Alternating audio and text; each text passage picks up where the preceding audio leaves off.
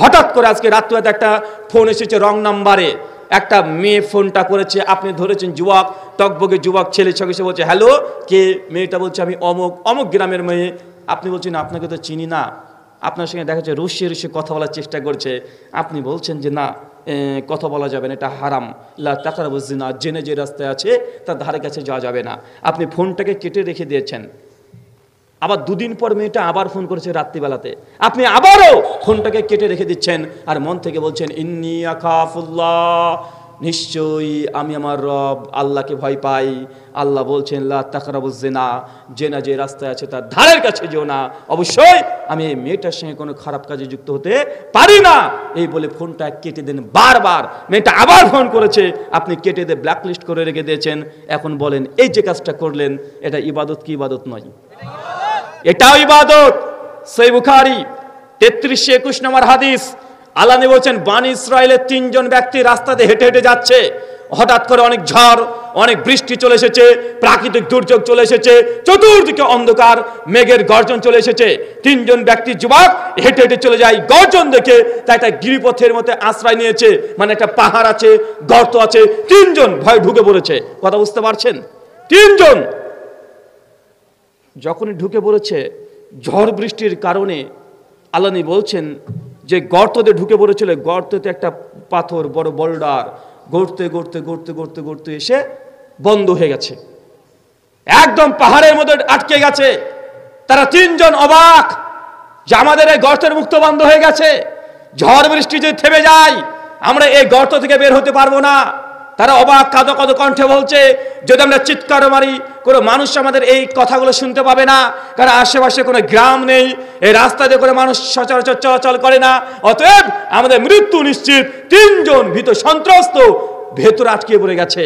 3 জনের মধ্যে 3 জন তখন বলা বলি করছে দেখো আমাদেরকে বাঁচানোর মতো এই দুনিয়াতে আর কেউ নেই, একজনই বাঁচাতে পারে, তিনি আমাদের রব আল্লাহ সুবহানাহু ওয়া তাআলা। তোমরা দুনিয়াতে কোনো কল্যাণকর নেক যদি কোনো কাজ করে থাকো ওই কাজকে ওসিলা বানিয়ে আল্লাহর কাছে একবার দোয়া করো যে আল্লাহ আমি তোমাকে খুশি করার জন্য এই কাজটা করেছি, অতএব আজকে তুমি আমাকে বিপদ থেকে রক্ষা করো, দোয়া করতে শুরু করে দাও। কথা কি বুঝতে পারছেন? 3 জন ব্যক্তি, আমি মূল অংশটা শুধু বলছি সময় নষ্ট না করার জন্য। মূল অংশটা 3 জনের মধ্যে একজন যুবক বলছে আল্লাহ তুমি তো জানো আমার একটা কাজিন ছিল, একটা চাচাতো বোন ছিল যাকে প্রচন্ড ভালোবাসতাম। একজন ছেলে একটা মেয়েকে যতটা ভালোবাসতে পারে আমি ততটাই ভালোবাসতাম আমার ওই বোনটাকে। আমি একদিন তাকে গিয়ে প্রস্তাব দিই যে তোমার সঙ্গে আমি সম্পর্ক রাখতে চাই, সম্পর্ক করতে চাই। মেয়েটাকে ইগনোর করে দেয়। আমার চাচাতো বোন আমাকে কি করে দেয়? ইগনোর করে দেয়, আমার প্রস্তাবে রাজি হয় না। আমিও খুব মনক্ষুণ্ণ অবস্থায় চলে আসি আর আমি খুব উৎপেতে বসে আছি যে কখন আমি তাকে পাবো। একদিন হঠাৎই দেখছি গভীর রাত্রিতে ওই মেয়েটি আমার চাচাতো বোন আমার বাড়ির গেট এসে নক করছে। গেট খুলছে, কে? এই তুই এত রাত্রিতে কি ব্যাপার? মেয়েটি বলছে যে ভাই আমার মা অথবা বাবা, 2 রকম বর্ণনা আসছে, মা অথবা বাবা খুব অসুস্থ, বাড়িতে কিছু অর্থের প্রয়োজন, টাকার প্রয়োজন, কিছু দিনার দিরহামের প্রয়োজন, যদি একটু সহযোগিতা করতে ভালো হতো। তখন ও বলছে আল্লাহ সেদিন আমি বোনটাকে বলেছিলাম, চাচাতো বোন, যে তোমাকে সহযোগিতা করতে পারি, তবে আমার একটা শর্ত আছে। কি?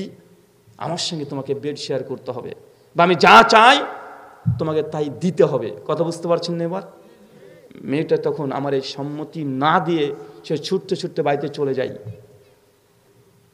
কয়েকদিন পর যখন মেয়েটার পিতা অথবা মা যে অসুস্থ ছিল, এত দুর্গতি, মেয়েটার কোনো উপায় নেই, আবার রাত্রে চলে এসেছে, জি তোমার প্রস্তাবে আমি রাজি, আমি তোমার প্রস্তাবে রাজি, আমাকে দিনার দিরহাম দাও। সঙ্গে সঙ্গে ছেলেটা খুশি মনে, আল্লাহ বলছেন 100 দিনার অথবা দিরহাম তাকে দিয়ে দিয়েছে। মেয়েটা নিয়ে চলে গেছে। তার বাবা মাকে যে অসুস্থ ছিল এরা দেখভাল করার জন্য পয়সাগুলোকে খরচ করেছে। ছেলেটা কয়েকদিন পরে বলছে যে আমি তো তোমাকে দিনার দিরহাম দিয়েছি, তোমার যে কথা ছিল আমার সঙ্গে সময় দেওয়ার। তখন মেয়েটি বলে ঠিক আছে চলেন। ওই ব্যক্তি, ওই যুবক তখন বলছে যে আমরা একটা গভীর অন্ধকার ঘরে চলে গেলাম, কেউ নেই, কেউ জানে না, আমরা একটা ঘরে ঢুকে বললাম। ঘরে ঢোকার পরে ও নিজের মতো বিছানায় শার্টে শুয়ে পড়েছে, নিজের কাপড়ের একটা অংশ আমি তুলে দিলাম, একদম আমি তার ওপরে, তার বুকের উপরে চেপে বসলাম। একজন পুরুষ একজন নারীর কাছে যতটা যাওয়ার দরকার ঠিক ততটা চলে গেলাম। শেষ মুহূর্তে, একদম শেষ মুহূর্তে, আল্লাহ নবীর হাদিসের ভাষা, যে মেয়েটা দুই রাঙের উপর আমার রাং তুলে দিয়েছি, এত ক্লোজ চলে গেছি। শেষে মেয়েটি চিৎকার মেরে বলছে, ইয়া আব্দুল্লাহ, হে আল্লাহর গোলাম, ইত্তাকিল্লাহ, তুমি আল্লাহকে ভয় করো। আমি একজন কুমারী নারী, আমার সতীত্ব তুমি নষ্ট করো না। সুযোগ পেয়ে অর্থের বিনিময়ে, সহযোগিতার নামে আমার সতীত্ব নষ্ট করো না। ইত্তাকিল্লাহ, তুমি আল্লাহকে ভয় করো। ওই যুবক বলছে, আল্লাহ, সেই দিন আমি শর্ট করে তোমার এই কথা স্মরণ করে আমি উঠে চলে এসেছিলাম। আমি বলেছিলাম, ইন্নী আখাফুল্লাহ, নিশ্চয়ই আমি আমার রব আল্লাহকে ভয় করি। এই বলে গরম মুহূর্ত থেকে একদম পুরুষের আসা সম্ভব নয়। আল্লাহ কেবলমাত্র শুধুমাত্র তোমাকে ভয় করে তোমার সন্তুষ্টির জন্য আমি ঝাঁপ দিয়ে উঠে পালিয়ে চলে আসি। আমার বোনের কাছ থেকে আমি 100 দিনার বা দিরহাম টাকাও ফেরত নিইনি। আমি আল্লাহ সেদিন পালিয়ে এসেছি তোমাকে ভয় করে। আজকে আমি বিপদে, আল্লাহ তুমি আমাকে ক্ষমা করো, তুমি আমাকে ক্ষমা করো, আজকে বিপদ থেকে উদ্ধার করো। যখন এই দোয়াটা করেছে, সঙ্গে সঙ্গে আল্লাহর নবী বলছেন, ওই যুবকদের ওই গর্তের মুখে যে পাথর ছিল 3 ভাগের মধ্যে একটা ভাগ খুলে গেছে, মানে মোটামুটি ফাঁকা হয়ে গেছে। কথা বুঝতে পারছেন না? তার মানে বোঝা যাচ্ছে, যদি গুনাহ থেকে দূরে থাকেন, এটা ইবাদত কি ইবাদত নয়? কথা বলেন যুবক। আজকে 10 তারিখ, আর 3 দিন পর 14ই ফেব্রুয়ারি আসছে না? আসছে না? 14ই ফেব্রুয়ারি কি দিবস? হ্যাঁ, কি দিবস? বিশ্ব বেশ্যা দিবস। 14ই ফেব্রুয়ারি বিশ্ব ভালোবাসা দিবস না, এটা পশ্চিমা বিশ্বের, পশ্চিমা ইহুদি খ্রিস্টানদের তৈরি করা ভালোবাসা দিবস। মুসলমানের বাচ্চা কখনো উদযাপন করতে পারে না। এটা বিশ্ব ভালোবাসা দিবস নয়। এই ভালোবাসার নাম দিয়ে তোমার মাকে, তোমার বোনকে, তোমার স্ত্রীকে তারা বাড়ির বাইরে নিয়ে গিয়ে ধর্ষণ করছে। তুমি যেমন মনে করছো যে না, আমার একটা গার্লফ্রেন্ড আছে, তুমি দেখে নাও তোমার যখন গার্লফ্রেন্ড আছে, বিশ্ব ভালোবাসা দিবস তুমি উদযাপন করছো। তোমার বোনটারও একটা বয়ফ্রেন্ড আছে, ওই বয়ফ্রেন্ড নামের ওই ধর্ষক তোমার বোনকে 13 তারিখ, 14 তারিখ, 15 তারিখ এই লুচ্চা দিবসের নামে ধর্ষণ করছে, দিনে 3 বার করে। তুমি মনে করছো যে 14ই ফেব্রুয়ারি তুমি ভালোবাসা দিবস পালন করছো। তোমার বোন, আমার দেশে রিপোর্ট বলছে গোটা বিশ্ব জগতে বড় বড় ব্যক্তিরা আছে, কথাগুলো বলতেও খারাপ লাগে, 14ই ফেব্রুয়ারিকে ব্যবহার করে কেন্দ্র করে যে পরিমাণে কন্ডম বিক্রি হয় গোটা বিশ্বে, এর চাইতে বেশি কন্ডম কোনোদিন বিক্রি হয় না। এটা ভালোবাসা দিবস। 14ই ফেব্রুয়ারির পরে যে পরিমাণে নোংরা নোংরা ঔষধগুলো বিক্রি হয়, এত বেশি ঔষধ পৃথিবীতে অন্য কোনো দিনে আর ব্যবহার করা হয় না। এটাকে ভালোবাসা দিবস না, এটাকে ধর্ষণ দিবস যদি বলা যায় তবে এটা পারফেক্ট হবে। আজকে তোমাকে তওবা করে উঠতে হবে আর বলতে হবে, ইন্নী আখাফুল্লাহ, নিশ্চয়ই আমি আমার রব আল্লাহকে ভয় করি। আল্লাহ, আজকে আমি এই আলোচনাটা শুনলাম, আমার যে গার্লফ্রেন্ড ছিল আজকে মেসেজ দিয়ে তাকে ব্রেকআপ করে দিয়ে বলতে হবে যে তোমার সঙ্গে কোনো হারাম রিলেশন নাই। হারাম রিলেশনে থাকলে আপনি কোটি কোটি বার আল্লাহর কাছে দোয়া করলে আল্লাহ আপনার দোয়া কবুল করবে না। সহিহ বুখারী 1147 নম্বর হাদিস, কিতাবুত তাহাজ্জুদে আসছে, আল্লাহ প্রত্যেকদিন রাত্রি শেষ আসমানে নেমে আসে, আল্লাহ নেমে আসে, বারবার আল্লাহ বলতে, কে আছে যে আমার কাছে ক্ষমা চাইবেন, তাকে ক্ষমা করে দেবো। কে আছে যে দিনে গুনাহ করেছে, আমি আল্লাহ তাকে ক্ষমা করার জন্য রাতে এসেছি। বান্দা তুমি একবার ক্ষমা চাও, আমি তোমাকে ক্ষমা করে দেব। যে ক্ষমা চাইবে তাকে ক্ষমা করে দেব। তবে যে পরকীয়ায় লিপ্ত আছে, যে অসৎ বৈধ সম্পর্কে লিপ্ত আছে, তাকে বাদ দিয়ে, কাকে বাদ দিয়ে? কথা বুঝতে পারলেন না মনে হয়।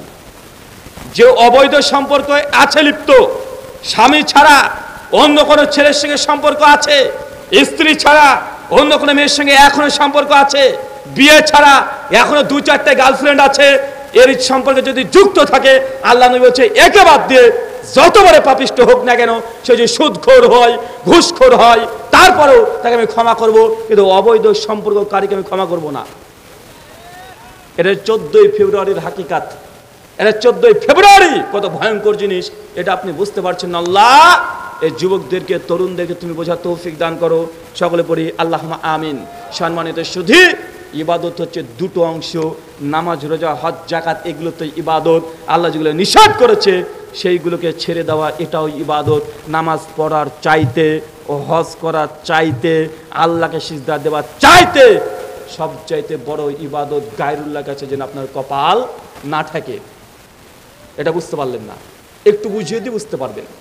একজন ব্যক্তি বেনামাজি, জিন্দেগিতে নামাজ পড়েনি, জিন্দেগিতে নামাজ পড়েনি,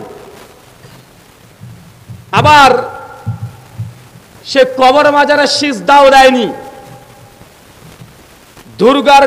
দুর্গা পুজোর দিনে সে চাঁদাও দেয় নাই, আল্লাহকেও মানে নাই। আর একজন ব্যক্তি যে আল্লাহকে সিজদা দিয়েছে, পীরের মাজারে গিয়ে সিজদা দিয়েছে, আল্লাহর উদ্দেশ্যে কুরবানি করেছে, পীরের উদ্দেশ্যেও কুরবানি করেছে, আল্লাহ সুবহানাহু ওয়া তাআলার জন্য নাকটাকে সিজদা দিয়ে মসজিদে পড়েছিল, আবার সে মাজারে গিয়েও সিজদা দিয়েছে। এখন বলেন কোন ব্যক্তি বেশি ভালো? জি, মানে বেনামাজি আল্লাহকেও সিজদা দেয় না, গায়রুল্লাহকে সিজদা দেয় না, এ হচ্ছে ওই ব্যক্তির চাইতে ভালো যে আল্লাহকে সিজদা দেয়, দুর্গাকেও সিজদা দেয়। কারণ ও অন্তত শিরিক করেনি, কি করেনি? শিরক করেনি। আর এ আল্লাহকেও মেনেছে, গায়রুল্লাহকেও মেনেছে। মানে এর মধ্যে আর আবু জাহেলের মধ্যে কোনো পার্থক্যই নাই। আবু জাহেল আল্লাহকেও মানতো, গায়রুল্লাহকেও মানতো, ওই এক আল্লাহকেও মানতো, 360 দেবতাকেও মানতো। যুকরুপ 9:87 নম্বর আয়াত আল্লাহ বলে দিয়েছে যে আবু জাহেল, আবু লাহাব, কাফের, মুশরিককে নবী জিজ্ঞাসা করেন, আসমান থেকে পানি বর্ষণ করে, তারা এক বাক্যে বলবে সবগুলো আল্লাহই করে। এটা কাদের আকীদা ছিল? এটা আবু জাহেল, আবু লাহাব। অনেকে মনে করে মানে আল্লাহকে মানতো না, আল্লাহকে মানতো চাচা, আল্লাহকে মানতো, কিন্তু মাঝখানে 360 খানা মাল ছিল। কি ছিল কথা বলেন তো? 360 খানা এই বড় বড় দেবতাগুলো ছিল, তাদের মাধ্যমে তারা মানত। এই জন্য তারা মুশরিক। হিন্দু আশেপাশে আপনাদের আছে, অমুসলিমরা আছে আশেপাশে, অমুসলিমরা কি আল্লাহকে মানে না? আরে ওরাও মানে, অমুসলিমরা আল্লাহকে মানে না, ওরাও মানে। আল্লাহ নামের পরিবর্তন করেছে। আমরা আরবিতে বলছি আল্লাহ, আর হিন্দুরা বলে ভগবান, আত্মা, পরমাত্মা, পরমেশ্বর। খ্রিস্টানরা বলে ইহোবা, জেহোবা, এলোহিম। এগুলো হচ্ছে আল্লাহর বিভিন্ন ভাষায় নাম। আল্লাহকে মানে না, তারা হচ্ছে নাস্তিক। হিন্দুরা আল্লাহকে মানে না, মানে নামের পরিবর্তন করেছে। আমরা আরবিতে বলছি আল্লাহ, তারা বলছে ভগবান। ঋগ বেদ মন্ডল নম্বর 1 সূক্ত নম্বর 164 মন্ত্র নম্বর 46 ব্রহ্মা ঈশ্বরের নাম বলছে ইকাম সাত বিপ্রা বহুধা বদান্তি, বলে সত্য একটাই, ঈশ্বর একজন। কিন্তু জ্ঞানীরা, আলেমরা ওই এক ঈশ্বরকে অনেকগুলো নামে নামে ডেকে থাকে। এটা কিসের মন্ত্র? এটা হিন্দুদের বেদ বলছে ইকাম সাত বিপ্রা বহুধা বদান্তি, সত্য একটি ঈশ্বর একজন। কিন্তু জ্ঞানীরা সেই ঈশ্বরকে, আল্লাহকে অনেকগুলো নামে ডেকে থাকে। মানে আল্লাহর নাম অনেক, আল্লাহ অনেক না। এটা কোন ধর্মগ্রন্থ বলছে? হিন্দুদের ধর্মগ্রন্থ বলছে। কাদের ধর্মগ্রন্থ? হিন্দুদের ধর্মগ্রন্থ বলছে। এই নামগুলো বলতে বলতে বলতে বলতে আল্লাহ উপনিষদ প্রথম অধ্যায় মন্ত্র নম্বর 1, 2, 3 তিনটে মন্ত্র আছে। ঈশ্বরের নাম বলছে ব্রহ্মা, ঈশ্বরের নাম বলছে বিষ্ণু, মহেশ্বর। বলতে বলতে একটা নাম চলে এসেছে।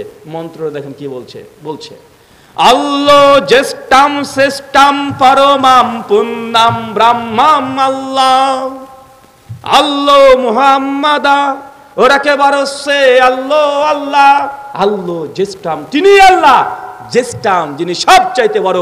আরবি করেন হবে আল্লাহু আকবার। আল্লাহ জ্যেষ্ঠাম, তিনি আল্লাহ যিনি সবচাইতে বড়।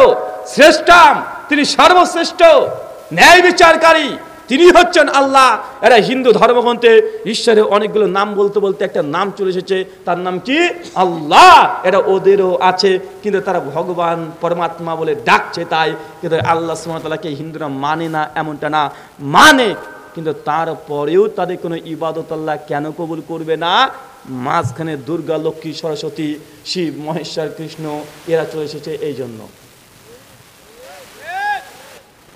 ওরাও দেখবেন কোনো পণ্ডিত ঠাকুর যদি থাকে, বলে স্যার আপনারা এই এতগুলো দেবদেবতার কেন যে পুজো করেন? এই লক্ষ্মী কি দিতে পারে? বলে না, লক্ষ্মী তো দিতে পারে না। লক্ষ্মী কেন দেবে? আর দিবেন তো ঈশ্বর, পরমেশ্বর, ব্রহ্মাজি, উনি হচ্ছেন দেবেন। দেখবেন তাদের একটাই কথা থাকে, যিনি ঈশ্বর তিনিই দেন। তা দুর্গা কেন পুজো করে, লক্ষ্মীর কেন পুজো করে? বলছে এর একটা মাধ্যম। কারণ লক্ষ্মী হচ্ছে অর্থমন্ত্রী, কি মন্ত্রী? সরস্বতী হচ্ছে জ্ঞান মন্ত্রী। সরস্বতী পুজো কোথায়? স্কুলে হয় না ভাইজান? আপনাদের এখানে মনে হয় না নাকি? সরস্বতী পুজো স্কুলে হয় কেন? তিনি বিদ্যার দেবী, মানে হচ্ছে জ্ঞান মন্ত্রী, শিক্ষামন্ত্রী উনি। আর লক্ষ্মী হচ্ছে কি মন্ত্রী? অর্থমন্ত্রী। আর মহেশ্বর শিব হচ্ছে উনি যে ধ্বংসের মন্ত্রী, মানে যুদ্ধ টুদ্ধ যখন লাগবে তখন তার কাজ, উনি ধ্বংস করেন। আর বিষ্ণু হচ্ছে প্রতিপালন করা, মানে পররাষ্ট্রমন্ত্রী ধরেন। এগুলো হচ্ছে তাদের এক একটা ডিপার্টমেন্ট দেওয়া আছে। তাই হিন্দু দাদাদের দাবি যে আসলে তো লক্ষ্মী তো দিতে পারে না, আসলে লক্ষ্মী তো দেয় মূলত ঈশ্বরের কাছে চেয়ে নিয়ে, যেহেতু তাকে ডিপার্টমেন্ট ভাগ করে দেওয়া হয়েছে, তাই যখন টাকা পয়সার দরকার সে সময় লক্ষ্মীকে ভজন করতে হবে। কথা বুঝতে পারছেন না? যে টাকা পয়সার দরকার তখন কাকে ভজন করতে হবে? লক্ষ্মীকে। যখন আপনার দরকার হচ্ছে পড়াশোনা ভালো হওয়া, তখন লক্ষ্মীর কাজ নাই, তখন যেতে হবে মা সরস্বতীর কাছে, সরস্বতী গিয়ে পুজো করতে হবে। এই যে হিন্দু দাদাদের বিশ্বাস, আপনি মনে কথা বুঝতে পারছেন না। মানে তারা একটা ডিপার্টমেন্ট ভাগ করেছে। মুসলমানের মধ্যে অনেকে আছে যে ভাই আমরা গুনাহগার বান্দা, এত পাপ করেছি, আল্লাহকে ক্ষমা করবে, এই জন্য তো পীরের দরবারে বারবার যেতে হয়। আল্লাহকে আমাকে ক্ষমা করবে, এত পাপ করেছি, আল্লাহ আমাকে ক্ষমা করবে না। আমি বলছি ভাইজান আপনি কত পাপ করেছেন, আপনি কত খারাপ। ইবলিশ শয়তানের চাইতেও কি খারাপ? আপনি ইবলিশের চাইতে খারাপ চাচা? সূরা আরাফ খুলেন 14 থেকে 24 নম্বর আয়াত। একদম শেষ বেলায় যখন আল্লাহ সিদ্ধান্ত নিয়ে নিয়েছে, ইবলিশকে দুনিয়াতে পাঠিয়েছে এবং আদম সন্তানকে দুনিয়াতে পাঠানোর সিদ্ধান্ত ফাইনাল হয়ে গেছে। বদমাস ইবলিশ শেষে বসে বলছে যে আল্লাহ আর একটা জিনিস চাইবো, তোমাকে আর একটা আমি প্রার্থনা চাচ্ছি, দোয়া চাচ্ছি। যে আল্লাহ, আল্লাহ যে কি চাচ্ছিস চা, চা কি চাচ্ছিস তুই? যে আল্লাহ আমি আদম সন্তান রোগে রোগে থাকতে চাই, ওকে মানে একদম ধ্বংস করার জন্য ওর শিরায় শিরে থাকতে চাই, আল্লাহ এই দোয়াটা কবুল করো। ভাই বলো তো ইবলিশের বাচ্চার দোয়া কবুল করেছে কি করেনি? তা আল্লাহ যদি ইবলিশের দোয়া এত বদ, এর চেয়ে বদ কি দুনিয়া তার কেউ আছে? আল্লাহ সৃষ্টি জগতের মধ্যে এই ইবলিশের চাইতে আর খারাপ কিছু আছে? তো তার দোয়া যদি আল্লাহ সরাসরি কবুল করতে পারে, তার দোয়া যদি আপনি আল্লাহ কবুল করে নাই, আপনি কত বড় অপরাধী, কত বড় গুনাহগার, কত গুনাহ করেছেন, কি করেছেন? আপনি কি 100 জন মানুষকে হত্যা করেছেন? সেই বুখারী ওই যে হাদিস, একদিন 100 মানুষকে হত্যা করে তারপর আল্লাহকে কাছে শুধু তওবার ইস্তেগফার করেনি, শুধু নিয়াত করেছে তওবা করবে, আল্লাহ তাকে ক্ষমা করে তাকেও জান্নাত দিয়ে দিয়েছে। আপনি কত বড় পাপ করেছেন? 100 খানা মার্ডার করেছেন, কোন মেয়েকে জেনা ব্যভিচার করেছেন, আপনি তো এত বড় পাপ করেন নাই। আল্লাহ সুবহানাহু ওয়া তাআলা প্রতিদিন সূরাতুল ফাতিহাতে কি পড়েন? ইয়্যাকা না'বুদু ওয়া ইয়্যাকা নাস্তাঈন। আল্লাহ তোমারই ইবাদত করি, তোমার কাছেই সাহায্য চাই। মানে তোমার ইবাদত, তোমার কাছে সাহায্য, সাহায্য আর কারো কাছে নাই, দোয়া আর কারো কাছে নাই। মাঝখানে কাউকে ধরা, এই ধরাটা এরা হিন্দুদের আকীদা, এরা খ্রিস্টানদের আকীদা। খ্রিস্টানরা মনে করে যে মানুষ আমরা এত পাপ করেছি তাই আমাদেরকে ঈশ্বর ক্ষমা করবেন না, আমরা এত গুনাহ করেছি ঈশ্বর ক্ষমা করেন না, তার জন্য যীশু খ্রিস্টকে মাঝখানে ভায়া দিয়ে তার দোয়া করছে। এরা খ্রিস্টানদের আকীদা, এরা হিন্দুদের আকীদা। মুসলমান আল্লাহকে চাইতে হয় সরাসরি। আপনি নামাজে প্রতিদিন পড়েন ইয়্যাকা না'বুদু ওয়া ইয়্যাকা নাস্তাঈন, আল্লাহ তোমারই ইবাদত করি, তোমার কাছেই সাহায্য চাই। কিন্তু তারপর আপনি মাজারে চলে যাচ্ছেন, আপনি ন্যাংটা বাবার কাছে চলে যাচ্ছেন। ন্যাংটা বাবা নাকি ছেলে দিতে পারে, আর ও কি দিবে? তো পুরোটাই ন্যাংটা। আরে ও পীরও জানে যে মানুষকে ধোকা দিচ্ছে না অন্তত। আরে আমার কাছে কিছু না, আমি তো ন্যাংটারে, জামা প্যানো নাই, তারপরে ওই পীরের কাছে যদি মানুষ আছে ওই বা কি করবে? ও দেখাচ্ছে আরে কিছুই নাই, তুই কি চাচ্ছিস রে মা, তুই কি চাচ্ছিস রে বাবা? আরে জামা প্যান্ট আমার নাই, যেইভাবে দুনিয়াতে এসেছি ওইভাবে থেকে গেছি, তারপর আমাকে চাচ্ছিস মানে কি নিবি? আর এই একটা জিনিস আছে, এটাও নিবি নাকি? মানুষ তারপরে যায় কি যায় না বলেন ভাই?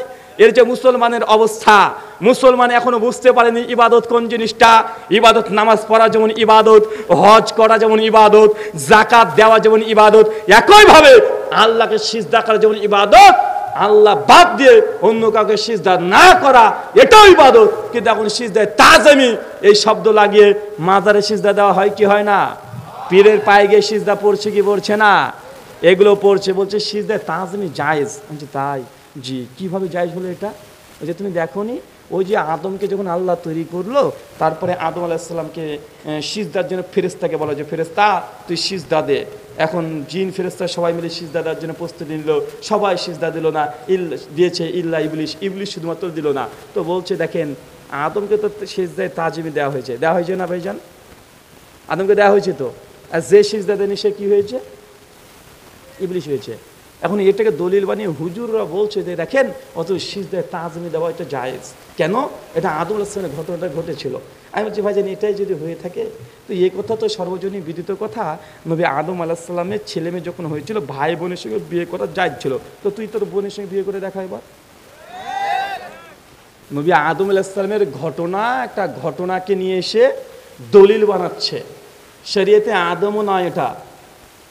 এখন আদম আলাইহিস সালামের অথবা ইউসুফ আলাইহিস সালামের শরীয়তের কোনো ঘটনাকে দলিল বানিয়ে যদি শরীয়তে মুহাম্মাদিতে তুমি ফিট করে যেটাকে জায়েজ করতে চাও, তো নবী আদমের একটা মানলে হবে না, ভাই বোনের সঙ্গে বিয়ে করে তোমাকে দেখাতে হবে। কারণ সেই সময় জায়েজ ছিল কি ছিল না? সেই সময় জায়েজ ছিল। আপনাকে বলার উদ্দেশ্য এটাই, ইবাদত দুই দিক থেকে আপনাকে বোঝেন।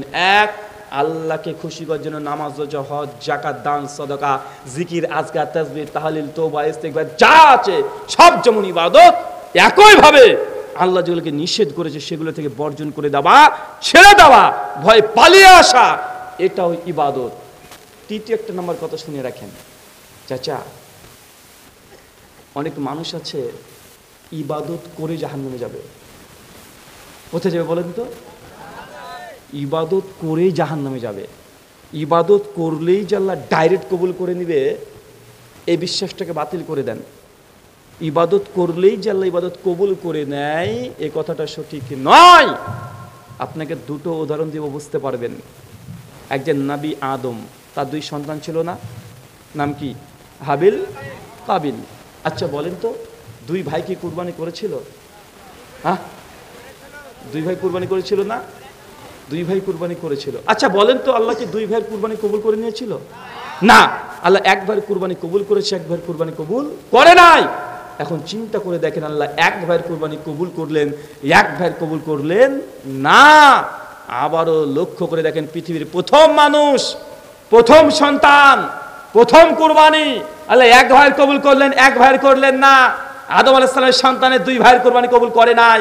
আমরাও সে আদম সন্তান, আমরাও যদি ইবাদত করি প্রত্যেকটা ইবাদত যে আল্লাহ কবুল করবে এটা মিথ্যা কথা। এবং ইবাদত করার জন্য কিছু শর্ত আছে। অনেক মানুষ ইবাদত করার শর্ত না জেনে ইবাদত করলে এই ইবাদত জাহান্নামে নিয়ে চলে যাবে। আর ইবাদতের শর্ত জেনে যদি করেন ইবাদত আপনাকে জান্নাতে নিয়ে যাবে, এটাই ঠিক। ইবাদত করলে মানুষ জান্নাতে যাবে, এটা ঠিক নয়। জুমার দিনে দেখবেন কোরআন মাজিদের একটা আয়াত ইমাম সাহেব মসজিদে বারবার পাঠ করে, সূরা গাশিয়া, সূরা নম্বর 88, আয়াত নাম্বার 2, 3, 4। প্রতিদিন ইমাম সাহেব বলছেন আমিলাতুন নাসিবা, এক শ্রেণীর ইবাদত গুজার বান্দা আছে যারা ইবাদত করে করে করে করে এত ইবাদত করেছে, এত ইবাদত করেছে, আমিলাতুন নাসিবা, এত ইবাদত করেছে, ইবাদত করে করে ক্লান্ত হয়ে গেছে। আপনি হয়েছেন কখন ইবাদত করে ক্লান্ত? আপনি তো অলস। আপনি তো মসজিদে কখন বের হতে পারেন, সব শেষে আপনি মসজিদে যান আর সবার আগে আপনি বেরিয়ে চলে আসেন। কিন্তু আল্লাহ এরকম আপনার তো অলস ব্যক্তির কথা বলছে না, আপনার পরিস্থিতি অনেক ভয়ঙ্কর। এরকম যদি আচরণ হয় আপনাকে সাকার নামক জাহান্নামে আল্লাহ ডুবিয়ে দিয়ে আপনি ইবাদত করে আপনাকে জাহান্নামে যেতে হবে। এটা কি অলস ব্যক্তির জন্য? কিন্তু এই ইবাদত কিন্তু অলসকারী ব্যক্তি না, আমিলাতুন নাসিবা, ইবাদত করে করে ক্লান্ত হয়ে গেছে, এত ইবাদত করেছে, ইবাদত করে করে ক্লান্ত পরিশ্রান্ত, ঘাম বের হয়ে গেছে। আল্লাহ এরপর হচ্ছে তাসলা নারুন হামিয়া, আমি আল্লাহ এই ব্যক্তিকে ধরেও জাহান্নামে নিক্ষেপ করে দিব। এটা কার কথা? আল্লাহ বলছেন। আপনি শুনেছেন এর আগে যারা নামাজের ব্যাপারে অলস তাদেরকে সাকার নামক জাহান্নামে আল্লাহ দাও দাও করে জ্বালাবে। কিন্তু আপনি এটা বুঝেননি যে আমিলাতুন নাসিবা, ইবাদত করে করে ক্লান্ত হয়ে গেছে, অনেক ইবাদত করেছে, এত ইবাদত করেছে, ক্লান্ত পরিশ্রান্ত হয়ে গেছে, তাসলা নারুন হামিয়া, আল্লাহ বলছে তাকেও আমি জাহান্নামে নিক্ষেপ করব। তার মানে বোঝা যাচ্ছে ইবাদত করেও মানুষকে জাহান্নামে যেতে হবে। এর দৃষ্টান্ত আছে মিশকাত কিতাবুল ইলমের 205 নম্বর হাদিস। আল্লাহ বলছেন কিয়ামতের মাঠে 3 ব্যক্তির হিসাব প্রথমে হবে। কয় ব্যক্তির? 3 ব্যক্তি। তার মধ্যে দুটোই থাকবে, একটা থাকবে হুজুর। কে বলেন তো? একটা হুজুর, আর একটা থাকবে দানবীর, আর একটা থাকবে মুজাহিদ। তো দানবীরকে বলবে যে দানবীর, তোমাকে দুনিয়াতে তো এই কোটি কোটি কত টাকা যে দিয়েছি, কি করেছো? ও গর্ব করে অহংকার বলে, আল্লাহ তুমি যখন দুনিয়াতে আমাকে টাকা দিয়ে পাহাড় করে দিয়েছিলে, ঠিক আমিও দুনিয়াতে যে টাকা চেয়েছে, যে দান চেয়েছে, তাকে আমি দান করেছি। আমি এত দান করেছি, দান করতে করতে সম্পত্তি শেষ করে দিয়েছি। এই কথা যখনই বলবে, আল্লাহ তখন বলবে, আমি একটা জাপ্তা, আরে তুই মিথ্যা কথা বলছিস, তুই মিথ্যাবাদী, তোমাকে খুশি করার জন্য দান করিসনি, তুই তো দান করেছিলিস মানুষ থেকে। দানবীর বলবে এটা শোনার জন্য, দেখ দুনিয়াতে সকলে তোকে দানবীর বলে, ওই যে তোর নামে মসজিদ আছে, তোর নামে মাদ্রাসা আছে, তোর নামে রাস্তা আছে, তুই এটা শোনার জন্য মানুষ তোকে দানবীর বলবে। কে দানবীর? অমুকের বেটা দানবীর, এটা শোনার জন্য দুনিয়াতে তুই দান করেছিলি। ফেরেশতা এই ব্যক্তিকে ধরে জাহান্নামে নিক্ষেপ করো। ফেরেশতা এসে তার পা ধরে একদম টেনে হিচড়ে জাহান্নামে নিক্ষেপ করে দিবে। জাহান্নামে কে যাচ্ছে? দানবীর। সেই বুখারীর ফাজাইলে সাদাকা অধ্যায়ের 2 নম্বর হাদিসে নবী বলছেন, আস-সাদকাতু বুরহান, দান হচ্ছে দলিল। দান দলিল মানে জান্নাত যেতে হলে যে দলিল লাগবে, লাগবে কি লাগবে না? জান্নাতে আমাদের বাপ দাদের সম্পত্তি পড়ে আছে না নাই? হ্যাঁ, দেখেন মুসলমান ভুলে গেছে। আপনার বাড়ি কোনটা? আপনার বাড়ি কোথায় বলেন তো? জান্নাত। আরে নবী আদমকে আল্লাহ করে জান্নাত দিয়ে দেয়নি? আল্লাহ বললো না, এই আদম যাও, ওরা জান্নাত, তুমি আর তোমার স্ত্রী যাও, সব ঘুরে বেড়াও, যা ইচ্ছা খাও পান করো, ঘুরে বেড়াও, ওরা জান্নাত তোমার। জান্নাত দিয়ে দেয়নি? তো পৈতৃক সম্পত্তি আমাদের ওখানে আছে না? আছে না নাই? আছে তো। আল্লাহ নবী বলছে সাদকাতু বুরহান, দান হচ্ছে দলিল। কিসের জন্য? ওই জান্নাতে যার জন্য দলিল লাগবে, আর সে দলিলের নাম কি? সদকা, দান। দান হচ্ছে দলিল। আপনি কিয়ামতের মাঠে গিয়ে বলতে পারেন, ফেরেশতা আমি জান্নাতে যাব, এই দেখো দলিল, এই দেখো দলিল, নবী আমার বলেছে আর সাদকাতু বুরহান, দান হচ্ছে দলিল, এই দেখো দলিল, আমাকে জান্নাতে ঢুকতে দাও, কারণ নবী আমার বলেছে সাদকাতু বুরহান, দান হচ্ছে দলিল, আমি জান্নাত যাবই। যে নবী যে বলেছে এই দেখো দানের দলিল, আমাকে জান্নাতে দাও। দান হচ্ছে জান্নাতের দলিল, আল্লাহ নবী এক হাদিসে বললেন। আবার একই পরের হাদিসে নবী যে বলছেন, দান করে একজন ব্যক্তি জাহান্নামে যাচ্ছে। তবে দান কয় রকমের? একটা দান ইবাদত, আর একটা দান কি? একটা দান কি? ইবাদত। দান হচ্ছে দলিল। কিসের দলিল? জান্নাতের দলিল। জান্নাতে যাওয়ার জন্য দান করাই লাগবে আপনাকে। আপনাকে তেল মেরে দান করতে হলে এই দানটা হয়তো আপনি জাহান্নামে নিয়ে চলে যেতে পারে। যদি জান্নাত যেতে চান, পকেট থেকে টাকা বের করে আপনাকে দান করে দিতে হবে। এটা হচ্ছে জান্নাতি দলিল। জান্নাত যার জন্য দলিল। তো দানকে দুই ভাগে ভাগ হয়ে যাচ্ছে। কিছু মানুষ দান করে জাহান্নামে যাবে, আর কিছু মানুষ দান করে জান্নাতের দলিল পাবে। সেই বুখারী মুসলিমের আবারও হাদিস, আল্লাহ নবী বলছেন, দান যদি দুনিয়াতে কেউ করেছে, কবরের আযাব যখন কবর দিতে আসবে, দান একদম ঢাল হয়ে যাবে। ঢাল বুঝেন? আগে যুদ্ধের সময়তে মানুষ দেখবেন লোহার একটা বড় ঢাল এইভাবে ধরতো, সামনে তীর যেন কেউ নিক্ষেপ করতে না পারে।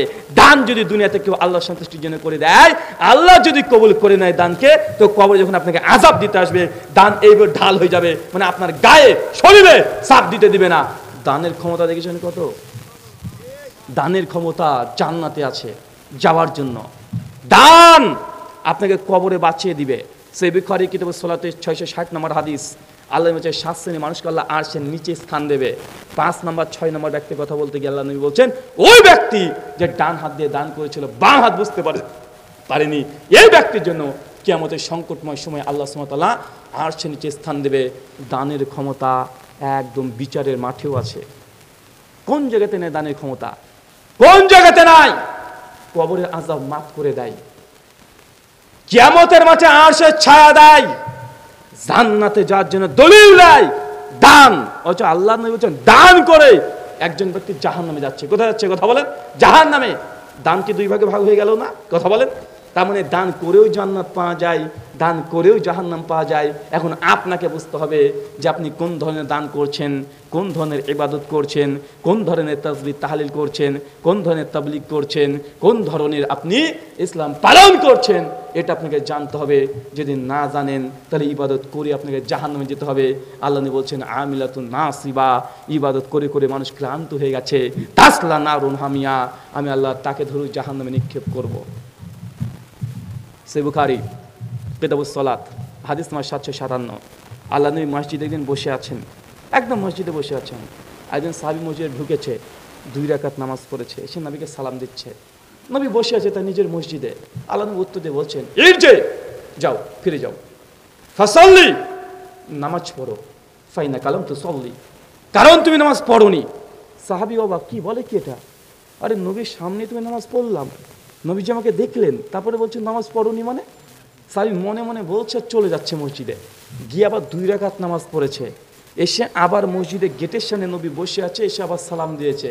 আল্লাহ উত্তর দিয়েছে, ইরজি, যাও, ফিরে যাও, ফাসাল্লি, নামাজ পড়ো, ফাইনা কালাম তো সল্লি, তুমি নামাজ পড়োনি। সাহাবী বাবা কি ব্যাপার, 2 বার পড়লাম, নবীর সামনে পড়লাম, নবী দেখছে, নবীর মসজিদে পড়লাম, আর আমার নবী বলছেন যে আমি নামাজ পড়িনি মানে?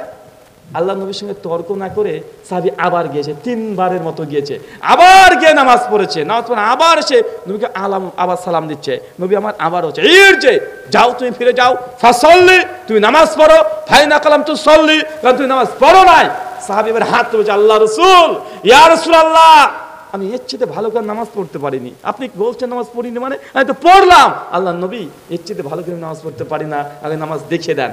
আল্লাহ নবী তখন তাকে নামাজ শিক্ষা দিচ্ছে। আল্লাহ নবী বলছেন, যখন তুমি নামাজে দাঁড়াবে, তাকবীর দিবে, আল্লাহু আকবার, তারপর তুমি দাঁড়িয়ে যাবে, রুকুতে যখন যাবে, রুকু ধীর স্থিরভাবে রুকুতে পড়ে থাকো। এখন আপনি কি রুকুতে গিয়ে পড়ে থাকেন, না টুক করে মেরে দেবার উঠে চলে আসেন? কি করেন? কোনটা করেন? কোনটা? টুক করে উঠে চলে গেছে। অনেকে আছে রুকুতে গিয়ে আর খাড়া হয়ে দাঁড়ায় না, আমার সিজদা চলে যাচ্ছে। আছে না নাই? কথা বলেন, আছে না নাই?